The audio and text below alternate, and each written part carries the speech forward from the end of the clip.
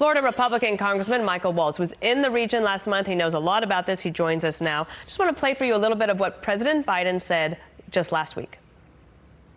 I'm not going to negotiate here in public, but we made it clear that he cannot, emphasize cannot, move on Ukraine. Thank you. Do you think Russia is listening to that?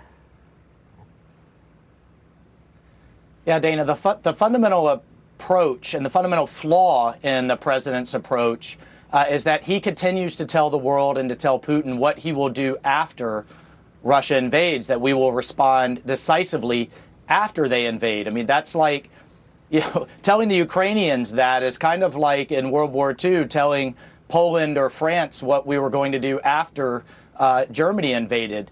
Or now even, it's like telling Taiwan and China what we'll do, that we'll take decisive action after China invades, or Iran after they launch a nuke. We need to be making steps now for deterrence now to prevent Putin from taking that drastic step. And that includes a dramatic increase in arms and equipment to the Ukrainians and sanctions in place now, including on the Nord Stream 2 pipeline, which is exactly why he's doing this when he's doing it. So you were there last month, and yesterday President Biden spoke to Zelensky.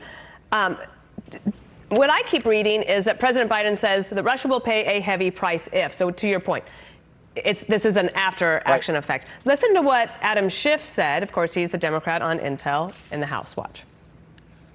I think that it would require enormous sanctions on Russia to deter what appears to be a very likely Russian invasion of Ukraine again. And I think our allies need to be solidly on board with it. Russia needs to understand we are united in this.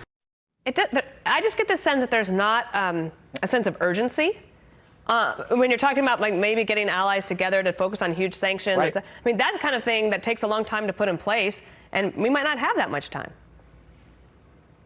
And again, the fundamental flaw here is that you have to have consensus for sanctions to really work. They have to be in both dollars and euros. And with the Nord Stream 2 pipeline coming on, which will create a dependency for Germany, the main country that you need for sanctions to actually work, I don't think the Europeans are going to be on board for this tough action like the United States is claiming they will be, because we allowed Nord Stream 2 to come into place, and now in the middle of winter, they'll be dependent on cheap Russian gas for their energy security. It's not going to work. Congressman, let me also just ask you, we had a chance on Fox and Friends this morning to speak to the family of Lance Corporal Kareem Nikui.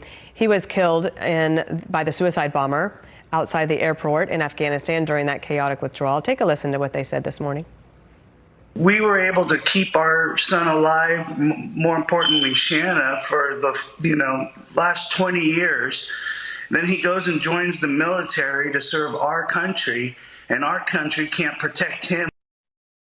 We start this new year. What do you think is important for us to remember in terms of getting justice for those 13 that died, but also to continue to help those who still want to get out? Well, those Gold Star families, and I've spoken to several of them, are incredibly upset. There's a level of grief, Dana, that you would expect, but this level of anger that they have, they truly feel like the worst of the worst, that their loved one died in vain, should not have been where they were in protecting an airport and sitting in a city of 4 million people. And the fact that the suicide bomber that killed them was released from Bagram Air Base prison just weeks before is just a punch in the gut for them. And it also shows it undercuts this narrative that the Taliban will work with us against ISIS, kind of good terrorist against bad terrorist. When it comes to attacking the United States, all terrorists are aligned. And this is just case in point. An ISIS suicide bomber infiltrated through Taliban lines who had promised us they would protect that airport. And we now have 13 dead soldiers and Marines. And we will not forget. Thank you, Congressman. We'll talk to you, and Happy New Year to you. Okay. Thank you, Dana.